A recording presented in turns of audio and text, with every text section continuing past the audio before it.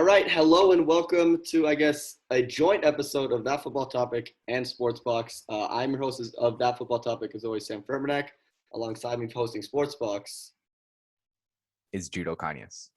In the flesh. Well, not really, because I'm in Colorado and he's in Los Angeles. But we have an exciting podcast that we hope to kind of make a series going forward where we're going to get together, discuss our picks for the week, also just talk about a lot of the top headlines in the NFL, sort of just break it down how we see it. So without further ado, it's Wednesday the 24th. Tomorrow is Thursday, the final Thursday of November, meaning it's Thanksgiving, which means there's football. So we have, I'm not going to say a great slate just because of the first game, but a pretty good slate of Thanksgiving games. But let's get right into it. So starting off on Fox, we have the Bears and Lions.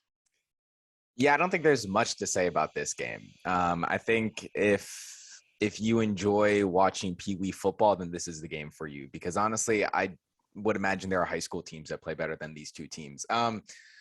Like I said, not much to say. I'm going to take the Lions. I know that the line right now has Chicago at 3 points, but I just think this is the perfect chance for the Lions to get a win. The Bears are totally dysfunctional right now. Obviously, there's a whole rumors about Matt Nagy. Are they true? We don't know. We'll find out after this game, but I think it's a perfect chance. On Thanksgiving Day, Dave Campbell gets his first win in the season. And with Tim Boyle at the helm. So yeah, no, I was looking forward to this because I wanted to see Justin Fields, but no, we get Andy Dalton. However, I'm going to disagree. I'm going to take the Bears winning. I think, yes, they played – they did not play well against Baltimore and Tyler Huntley. That was kind of embarrassing. Andy Dalton, he did play well when he came in. Of course, the first touchdown pass, that was a screen pass. That was all Darnell Mooney. Second pass, clutch play on fourth down, Marcus Goodwin. I think there were some things to like. I like Andy Dalton more than I like Tim Boyle. Allen Robinson is questionable. I don't trust Detroit. I mean, they've been so inconsistent. They played their best football against the Rams, and everyone was like, "Oh man, it's okay, Detroit." Maybe, I don't know. I like the Bears. I think that's a safer pick. That's what I'm going to go with. Yeah, but anyway, it's intriguing games. Yeah, into the intriguing games. Yeah. Yeah. So Dallas and the Raiders. I think Dallas comes in definitely needing a confidence booster. They've dropped 2 of their last 3. The Raiders, however, I think this is more of a must-win game for them as they are in a very hot, tightly contested division right now. This is a big-time win that they need. And the Cowboys are looking to maybe be a little less short-handed than they were against the Chiefs. Yeah, I have to agree. And, and obviously I've been talking about the Cowboys on my very own podcast, and they've just been a hot topic. And I guess you could any podcast or, national network, but because I think they're an interesting team. Obviously they sit at 7-3. And to me, coming into last weekend, it was, you beat the Chiefs, that's a statement win. And obviously they weren't able to do that. The offense only put up 9 points while the defense played great. You can't win a game when, you only score 9 points, especially against the Chiefs team. Obviously, the absence of Amari Cooper definitely showed against the Chiefs, and obviously he's not going to be playing in this game. CeeDee Lamb is another one of those questionable guys. I think what the Cowboys have to do, and what they did earlier in the season, was establish the run. They were one of the top heavy run teams through the first 2 months of the football season, and then they kind of went away from it. Obviously, they had maybe easier opponents, so it was like, let Dak throw the ball a little bit more, but I think they have to get back to that ways of, having a Tony Pollard 80-yard game, having a Zeke 100-yard game, because that's what really got, the momentum for the offense in general and the defense. And then on the Raiders side, like you mentioned, they sit at 5-5, but not a confident 5-5. That this is a team that they started the season strong, and then everything that could have probably gone wrong went wrong. And I feel like that's kind of been the story with the Raiders the last 3 years. Granted, usually it's the 6-4 mark. They usually get to 6-4 and then fall off. I don't know. It's a tough game. I love what you mentioned about the run. I mean, Chris Jones last week gave them fits just in the run and pass game. They're definitely not going up against a player of that caliber this week. They're back at home. They'll have their fans. Fun Thanksgiving Day matchup. The Cowboys usually play well on Thanksgiving. I think they need to get the playmakers involved. They didn't do that. They didn't do that against the Chiefs. I mean, they tried to really force it to CeeDee Lamb. I mean, that's how they ended the first half with that pick. You need to get the playmakers the ball in smart ways. I want to see Michael Gallup get in the end zone too. He's solid. And then, as you said, run the ball. I think they're able to do that against a Raiders team that's really struggled to find their way. And something that got overshadowed in that game was actually how well Dallas's defense played. No, they yeah. The Chiefs came off of easily their best offensive game in the season. Patrick Mahomes was throwing 400 yards, 5 touchdowns, and they held them to 19 points. They got takeaways. Micah Parsons is playing out of his mind. You gotta like what you see there. And I, I don't want to go too long on this, but this could be a time for a different discussion. But you look at the Chiefs, and that's sort of why I'm not fully buying into them yet. For a team that was up 16-3, this was a game where, as a Chiefs, you have to put your foot on the gas and just kill this team. And they didn't do that. They simply didn't do that. They put up 3 points in the second half. And from a team that you want to see be a true contender, you have to kill these teams, and they just weren't able to do that. And obviously, this doesn't really relate to the game, but that's just kind of a side note on, the Cowboys looking strong on defense. But, next game. So I think we both have the Cowboys in this game. And then the Bills and the Saints. The Saints were able to kind of come back a little bit against the Eagles. However, they were not able to stop the run game at all, which is really uncharacteristic for the Saints. And speaking of not being able to stop the run game, the Bills will be coming into town after getting absolutely torched by Jonathan Taylor in that Colts run game. This is a tough one. Both teams, I think, more the Bills in this case, need this win. I think they do it. I think they get back to playing that Bills football. I think Diggs starts to have a good game from the beginning as opposed to getting some late garbage time stuff. So I'm gonna take the Bills in this one. Yeah, and I'm going to take the Bills too, and I think it's pretty easy for me. I think this is a perfect chance for the Bills to really bounce back after, a terrible defensive performance, obviously. And obviously, a lot of credit goes to Jonathan Taylor and the Colts offense, but man, they look bad, and there's no other way to put it. And this is a perfect game to rebound. I know they're on the road, but the Saints just haven't looked like cohesive in recent weeks. Obviously, they put up 29 points. It's always tough to put up 29 points, but regardless, Trevor Siemian, he hasn't been that great. The offense, they don't really, obviously Alvin Kamara is still missing. They're missing a lot of guys, even offensively and defensively, and that's really hurt them. Obviously, they sit in a position where they sit at 5-5. They have a chance to make a run, but, to me, the Bills are looking to get that bounce back game, and this is the perfect chance to do it on the road on Thanksgiving night. Yeah, I absolutely agree. I think something I want to bring up when talking about the Saints, just in terms of the long run, is what are they doing at quarterback? Because you have Jameis Winston, who didn't play awful. He played pretty well. Yeah. He was able to win them some good games.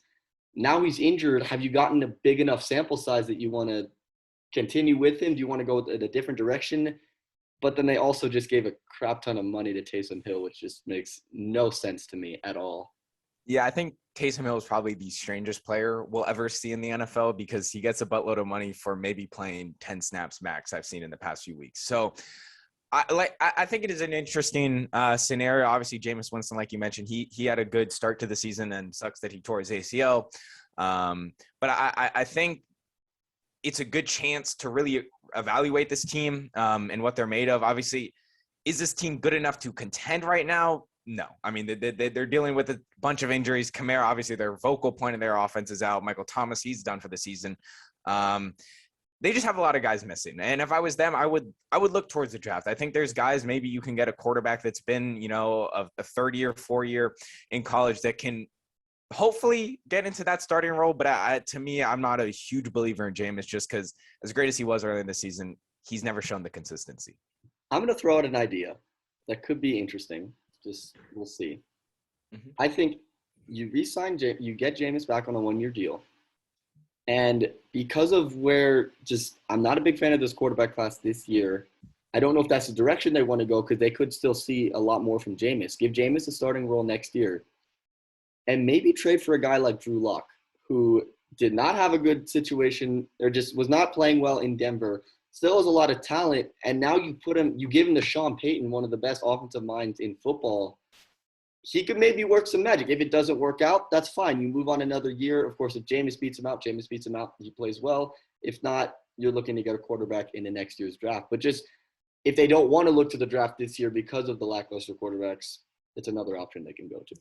Yeah, and I think you said it perfectly. I think whether it be Drew Lock or another quarterback, who's kind of, they've gotten their chance, but they've also been stripped their chance in their situation. And another guy, I mean, obviously he's still on a team. I mean, Drew Lock is still on a team, but I think Daniel Jones would be an interesting guy. I know, obviously, he's still under contract and he's still the starter right now in New York. But I mean, if the season keeps the way it's going, I don't know if he's going to get that second contract. And he's a guy that I think the Saints could really look at. And, Sean Payton, he understands quarterbacks. And I think Daniel Jones is a guy that he has the talent and he has the ability, but he's just not being put in the right system. And the Saints would be a perfect situation. Obviously, Alvin Kamara, he's a top 5 runner.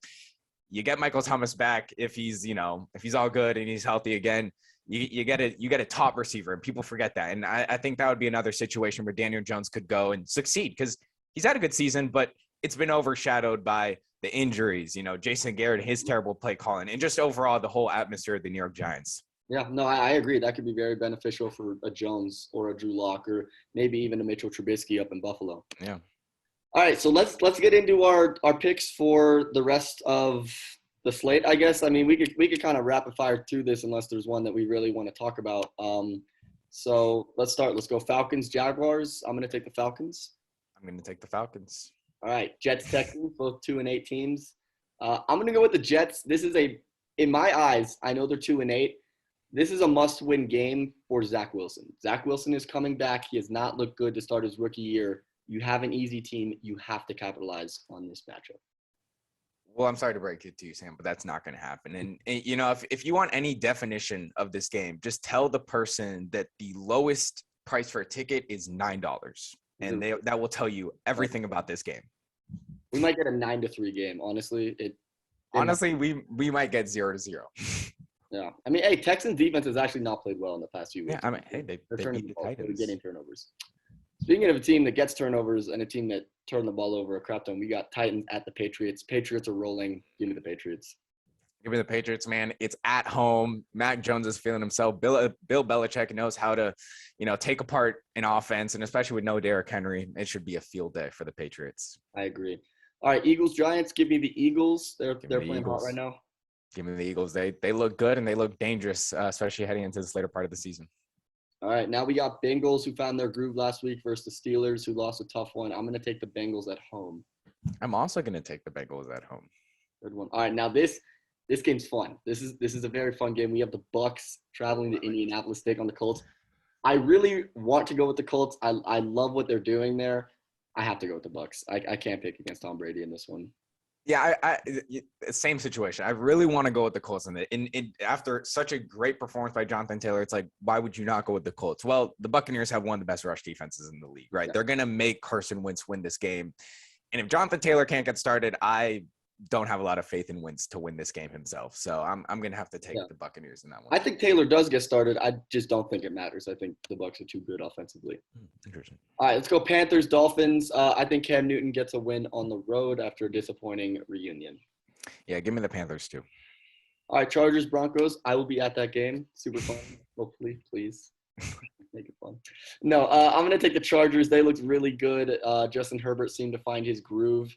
I think looking at the Broncos, these next two games are very important for Teddy Bridgewater, just in terms of the team. Like obviously there was that just abomination of a play where he didn't attempt to tackle Darius Slay.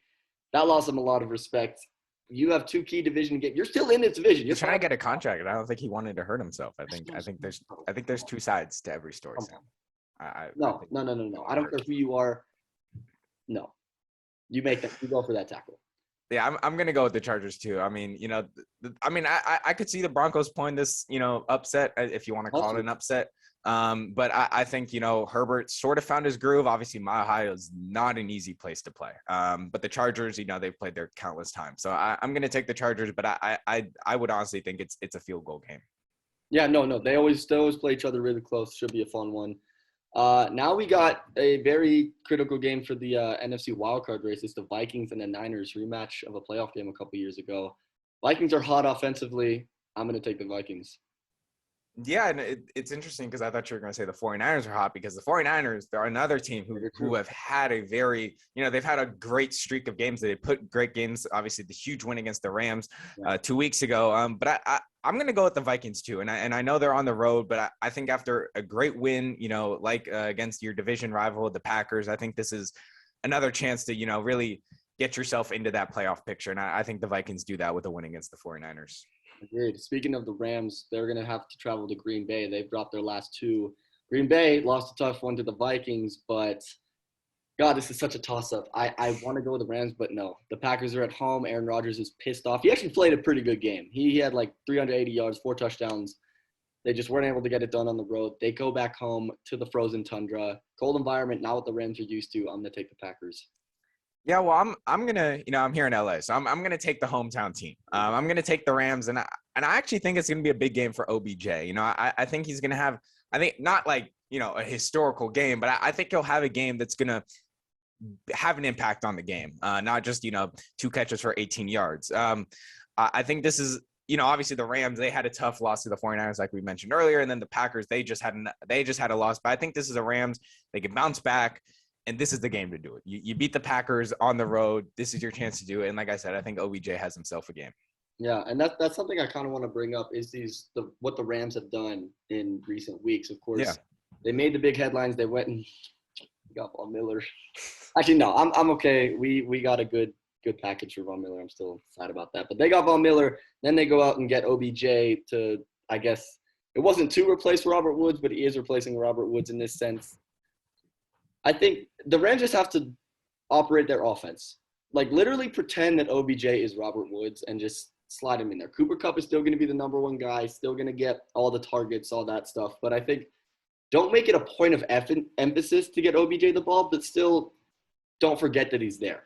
That's I think the Rams, this has to work because they don't really have a future outside of this. They have to win with the guys they have now. I think ultimately it will. It's so tough. It's so tough. Yeah, I mean, to go off you, before the season, obviously the huge thing was the Stafford trade, and we saw what they gave up to get Stafford. Obviously, they shipped away Jared Goff too, saying this is our future. This is the dude that we believe in, and he can win us a Super Bowl in the next 2 or 3 years. But I didn't. Not that I didn't like the trade. I thought getting Stafford was was a better option than Goff, but I didn't like this philosophy, if you want to call it, what the Rams are doing. This idea that, look, we could just trade away all our picks and we're going to win the Super Bowl, right? You get Jalen Ramsey, you get Aaron Donald, you get Matthew Stafford, hell, you get Von Miller, and you get OBJ. Man, that's a Super Bowl team. And to me, I don't think that this philosophy that they're going to do is going to work out in the long term. And even now, I mean, we've seen them lose to some teams where it's like, you're losing to that team? Like, they're losing games that they should not be losing. I mean, go back to the Tennessee game a few weeks ago. They just lost to Derrick Henry, and it was like, how do you lose to a team that just lost Derrick Henry and has a 38-year-old, 36-year-old Adrian Peterson don't beat you? He's not even on the team anymore. And so this philosophy, and we can talk about it more, is just, there's no depth on this team. So it's Jalen Ramsey can't make the play. No one else is going to make the play. And that is the biggest thing to me. And that's what worries me come down the stretch when you need those depth guys to make the plays come the postseason. And they don't got to be like huge interceptions, but just make the right read. And that's my concern when you don't have any of those draft picks to do it. Yeah, I mean, I'm going to disagree. I think the Rams still have a ton of playmakers on defense besides Jalen Ramsey. Obviously, Aaron Donald. You got guys, Von Miller now. Leonard Floyd is playing very well. I think the problem is the last 2 games, they've come out very flat offensively. There's no other way to put it. I think having the bye week has been like very perfectly timed for them. They can really get Von Miller and OBJ acclimated into that game. Keep in mind, they just signed OBJ. Like, he hadn't even been there for a week, so I wasn't entirely surprised that he didn't do all that much. I'd look for them to get him more involved. I don't think it'll be enough against the Packers, but definitely interesting to see as the season goes. And just to go off that point, lastly, the thing that concerns me most with the Rams, and obviously I don't want to take any credit, like you said, they have Aaron Donald, they have Von Miller, they have Leonard Floyd, they have Jalen Ramsey, they have these playmakers. But what we've seen when teams have beat them is they've beat them by running, which is crazy because, they have Aaron Donald, but they've been able to get down the middle. And that's the thing. The Rams interior is very weak. It's because they put Aaron Donald kind of on the outside. And then when they put him on the outside, they say, okay, when they put Aaron Donald in the inside, then they run outside. So I think teams are, and I'm not saying the Rams are, the season's over, but I think teams are going to start to figure them out a little. And I think the loss of Kenny Young in that trade to the Broncos is going to see an impact, right? I think it is going to see an impact. Yeah, I'm going to disagree with you. I think the Rams are still, besides the Bucs, my favorite. So, I think it'd be Rams-Bucs in the NFC Championship game still. But let's move on. We have the Sunday night game is the Browns traveling to the Ravens. We don't know if Lamar is going to be back. I think, look, if Lamar isn't back, I'm going to take the Browns just because the Browns are a far and away better team than the Bears are. I think they'll actually be able to capitalize on that. However, if Lamar is playing, which is the more likely outcome, it's going to be the Ravens all day. Yeah, I mean, I thought, I mean, I'm pretty sure Lamar's going to play. I mean, I know it's like sort of like up in the air, but, you know, I mean, this is a Sunday night game. I don't think he's going to want to miss this one. I think, you know, like you said, if Lamar plays, I don't even know if the Browns stand a chance. And it's crazy to say because the Browns, they have this good defense, but the way the Browns have been moving in the past few weeks, just I can't say that they're going to win a lot of games. Yeah, and I want to let's take this opportunity to talk about the Browns for a second. Yeah, because you seem to have an opinion on Baker Mayfield.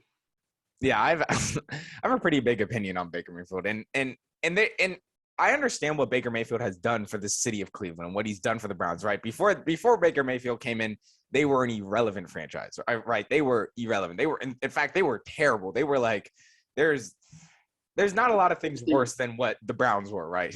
There's not a lot of things that were worse than what the Browns were. And a lot of credit to him for him to pull up the franchise, bring them to the playoffs, come, you know, minutes within going to the AFC Championship game. He's done a great job. Pittsburgh is right. Winning in Pittsburgh, a huge playoff game, right? And the way they did it, right? The way they were able just to, and I'm not just saying it was all him, but the Browns, the way they were able.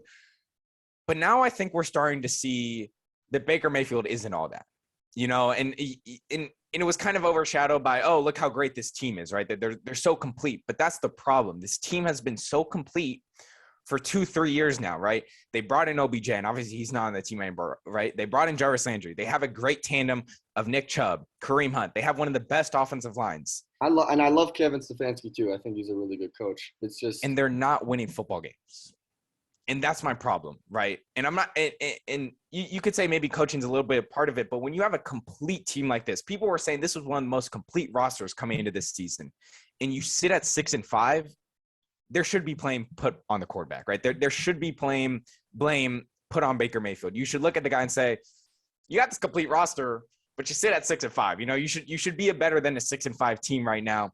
And especially in the last few weeks that they've looked, you look.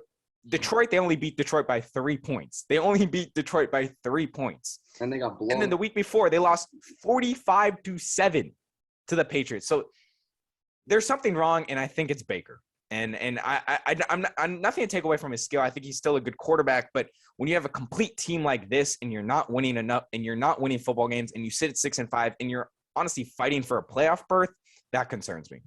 Yeah, I think it's just disappointing coming from a number 1 overall pick. I mean, I think we have to keep in mind he's playing very hurt right now, and credit to him for playing tough. I think if I'm the Browns, this is what I'm doing. At least for this week, I sit Baker Mayfield.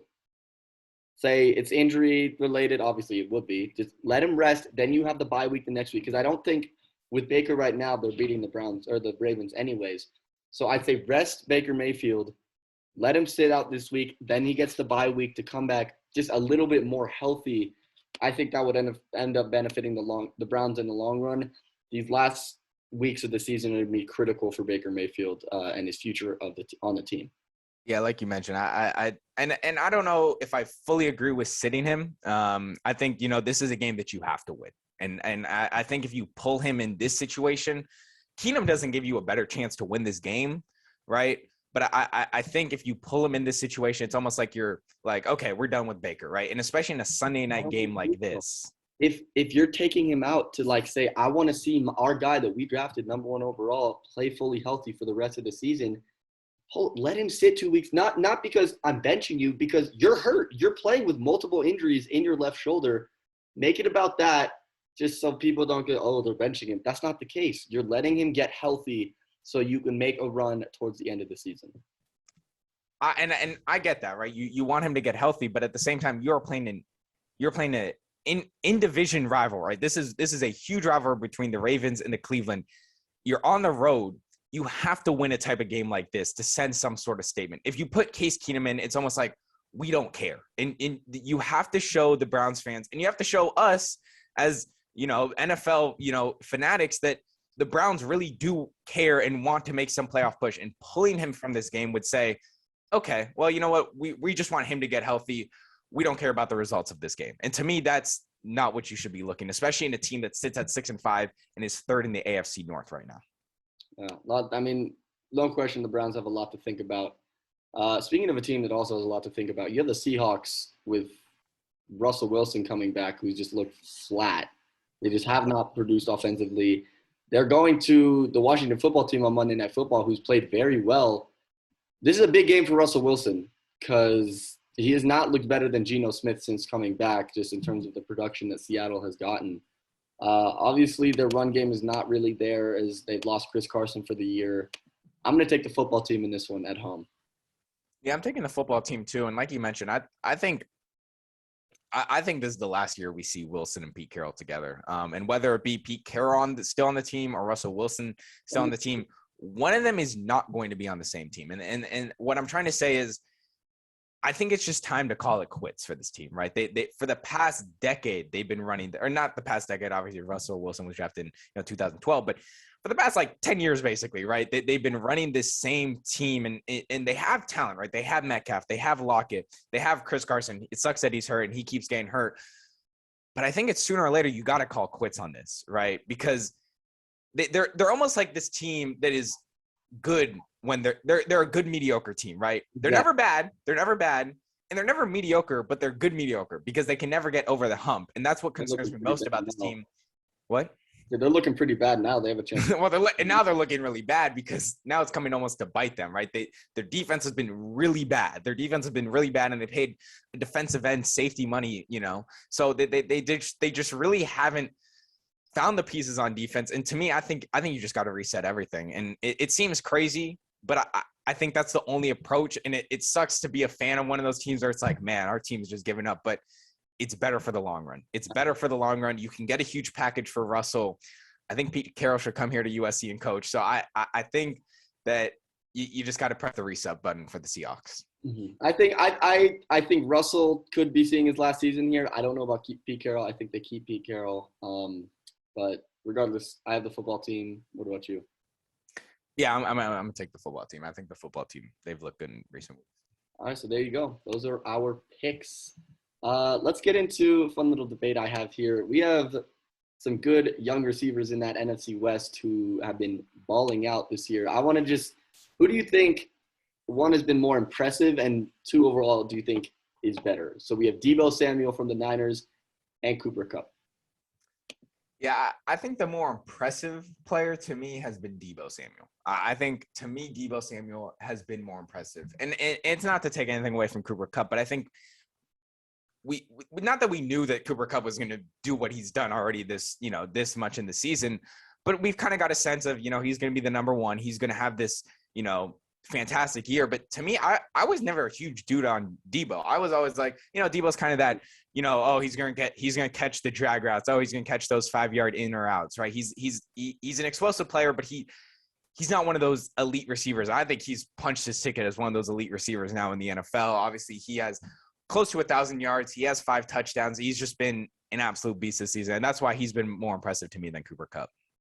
Yeah, I think what he does overall, he could be better. Second in the league in receiving yards behind Cooper Kupp. The touchdowns aren't there. The receptions aren't there. But they also use him a lot in the rushing attack as well. He's 137 rushing yards and 3 rushing touchdowns. So I guess you could say he's a little more dynamic as a player. But for me, I got to go with Cooper Kupp. Just statistically, he is just blowing statistics out of the water right now. Even in games where they're coming out flat, he still balls out. He's first in receptions with 85, first in yards, on pace to break Calvin Johnson's record with 1,141, and he's tied for first in touchdowns. Granted, a lot of that is because of Sean McVay's system, how they get him the ball, his usage and whatnot.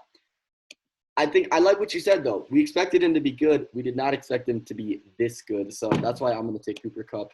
Also been carrying my fantasy team this year. And I do want to, mention that I do think right now Cooper Kupp is obviously the better receiver. I just think from the question of who's been more impressive, I think it's Deebo, in the sense that I didn't expect a season like this already from Deebo. Cooper Kupp, not that, like you said, he's putting up video game numbers right now. He's on pace to break Calvin Johnson's record.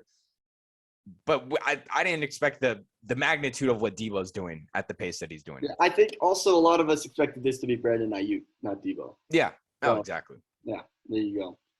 Speaking of some young receivers, I'm gonna just pull over to the AFC West. The Broncos wide receivers, they got a payday.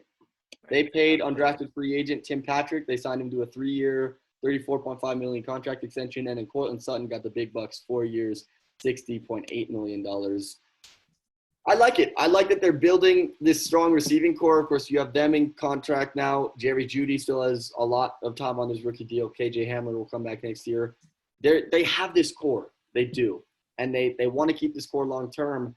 And to me, this looks like, hey, a team with a quarterback, Aaron Rodgers, Deshaun Watson, Russell Wilson. We have the weapons. They're here to stay. Come ball for us. Like, I don't know. I think both these guys have been very productive. I think what's the statistic? They have the most consecutive targets without a drop. It's 1 and 2 between Patrick and Sutton. So very reliable receivers. I want Denver to get a quarterback that can get them the ball, because obviously that has not been Teddy Bridgewater this year. Both are having solid seasons, but they could be so much better if they had that guy. Yeah, I mean, I kind of agree with everything you said. I think to me the greatest thing about the NFL is when dudes who like get no chance get paid this money. And for a guy like Tim Patrick, like you mentioned, he was undrafted.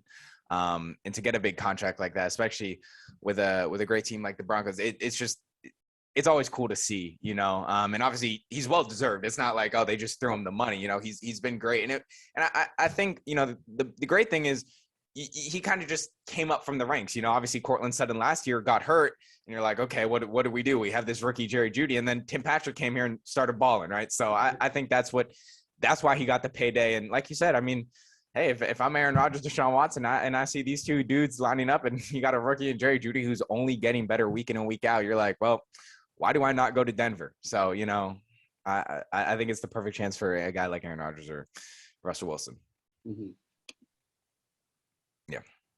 Awesome. I mean, I could bring up a topic. I think, you know, one topic that, you know, we could discuss for a little bit is the Patriots. And they've definitely been an interesting team. And, you know, I kind of mentioned it, like, is it the 2010s again? Like, I mean, the Patriots are back in first. Like, it's almost crazy, right? It's like they sit right now where they're the third seed in the AFC. And I don't think 5 weeks ago we would have seen this. So, you know, like, what are we thinking?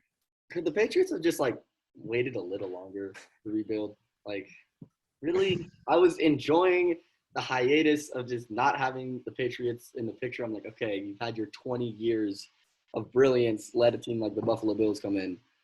No, Bill Belichick had other plans. Mac Jones has played outstanding, and I think they're doing what they do best. They're running the football very well with Damian Harris. Ramondre Stevenson has been very nice, and this defense is balling out. This defense is playing very well. As I mentioned on my podcast recapping Week 11, this defense has not skipped a beat since Stephon Gilmore got traded. J.C. Jackson, Mr. INT, as he now calls himself on Instagram, he has 6 interceptions this year. You got your safeties balling out, McCourty, Adrian Phillips. I think they both have 4 apiece. So they're getting takeaways, which has just really made this easy for Mac Jones to be able to just go out there and ball out, and that's exactly what he's done. Yeah, I mean, you look at this defense, they rank 6th in passing yards, defensive passing yards. They rank 1st in interceptions. They rank 8th in rushing yards, and they rank 2nd in rushing touchdowns. This defense, like you said, has not skipped a beat. And to me, that's the most impressive thing for a team that is, you know, lost Stephon Gilmore. You know, obviously, you know, J.C. Jackson, he's been great, you know, number 1 corner. But and what's great about this team, and I don't think it gets talked about enough, is this is almost like a scenario like Moneyball, right? This isn't a team where it's, you know, oh, you know, you got a bunch of stars, right? Obviously, Matthew Judon, he's coming in, he's done his part. But there's not a lot of guys where you point and say, man, that dude's a Pro Bowler, right? They don't got a lot of dudes who are, you know, big names, but they do what they're supposed to do, and they make the plays. And that's why, to me, it's the Patriots are so dangerous. And that's what makes some of these other teams so dangerous, is they have these dudes who you don't hear about a lot, but they just make these plays in and week out, whether it be a clutch tip, a one interception, maybe they make a right block, maybe a right read, but they're making these plays week in and week out. And that's what's leading to New England's success, because Mac Jones, all he has to do is sit back there, make a few reads, and it's like, boom, you know, touchdown. So that's why I think Mac Jones has been put in the perfect situation. Yeah, and what scares me is the experience. All these players, they have that playoff experience. Of course, the big question mark, Mac Jones, I think Yeah. he handled it fine. Obviously, we know he's experienced in high pressure situations at Alabama. He won a national championship for crying out loud. So yeah, this is a very dangerous team. I am so excited in a couple of weeks. Monday Night Football, Bills Patriots for that East Division should be a really fun game. And last thing to go off, and this is more just talking about the rookie quarterbacks, because we hear a lot now, well, would you take Mac Jones number one? And I still don't think I would take Mac Jones number one. And I don't know if I would even taken him. You probably still be the fourth quarterback I would have taken. I Maybe agree. And I think fifth. this is what we expect. Maybe not to this degree, but we all knew, I think, that he would be have the best season of the rookie quarterbacks just because look at his situation. He's with Bill Belichick. He's with this system. He was the most NFL-ready quarterback out of the bunch. A lot of the other guys were very raw, like a Trey Lance or a Zach Wilson. But I think, for me, he would jump over Zach Wilson and Trey Lance in a redraft. I don't know about Lawrence and I don't know about Fields, but definitely those other two guys for sure. Yeah. All right, speaking of the playoffs, I'm going to shift over to the college football scene. And those playoffs over there, we got the rankings last night. We got Georgia staying at 1, Ohio State with a big-time win over Michigan State, blowing them out. They jump Alabama at 2. Of course, Alabama falls back to 3. And then the one you're really excited about is Cincinnati is in the top 4 for the first time in a non-conference history. Finally. Yeah, I think Cincinnati finally got the respect they deserved, and maybe it was a little help from Ohio State, and a few other teams, demolishing Michigan State, and obviously Oregon losing to Utah. But no, I feel like, Cincinnati for the past few weeks has been robbed, but now they just got the chance to finally be in. And I know you could say, well, they don't have that resume, but I mean, they're given the schedule they're given, and they've won every single game. And the big game was beating SMU this weekend. I think that was really what the committee said. You know what? This team now finally has a big win on their resume, and I think that's what really helped them put them at the 4th spot. But I love Cincinnati at 4. Yeah. I mean, of course, they had the big win over SMU. They beat Notre Dame too in a top 10 matchup there on the road. They beat them on the road. Yeah, no. So they're definitely getting the respect, and I think the way it plays out, I think the top 4 we have right now is the top 4. Well, it's tough. We're in a very tricky spot, and I'm definitely going to talk about this more as I'm having a college football podcast come up. But we have Georgia, they're going to stay in the playoffs. I think even if they lose to Alabama, they'll still be in that top 4.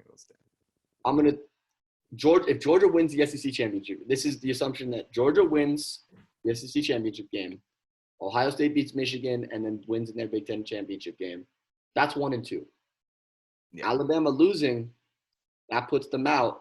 You now have Cincinnati there, and then the 2 teams that come into play if Alabama loses is Notre Dame, and I think the biggest one here is Oklahoma State. Yeah, and I don't ever want to hear Notre Dame making in the top 4, because I feel like every year they make it into top 4, they get just completely demolished. And if they play a Georgia team who's, we'll see, they'll be undefeated probably by the end of the season, will kill Notre Dame. And I don't think any Notre Dame fan wants to waste 3 hours of their time seeing their team get slaughtered by Georgia. Yeah, I think Oklahoma State has a really good chance. And and to me, I don't know if we're going to see Alabama this year. I think, Georgia's look like a good team. Offensively, they do look a little shaky, and they rely a lot on their defense. But in recent weeks, their offense has picked it up. As great as Alabama has been, there's been too many close games for me where it's like, and I think that's what the committee looked at, saying, you barely beat Arkansas. You barely beat LSU. These are teams that you got to go out and just kill. And they didn't do that. They win that game. Yeah. I agree. And then they have the big game with Auburn. Let's not sleep on Auburn. They could come in and rustle some feathers. It's the Iron Bowl. You never know what could happen. But yeah, it's very interesting what happens if you look at these seasons. I think this entire season is really just building up, and I'm praying that we get to see it, is Georgia's defense versus Ohio State's offense. That's the premier matchup. Hopefully that's in the national championship game. But I'm looking forward to an outstanding weekend of college football this week. Of course, you got the game, Michigan, Ohio State. You have the Iron Bowl. You have Oklahoma State, Oklahoma. That's a big one right there.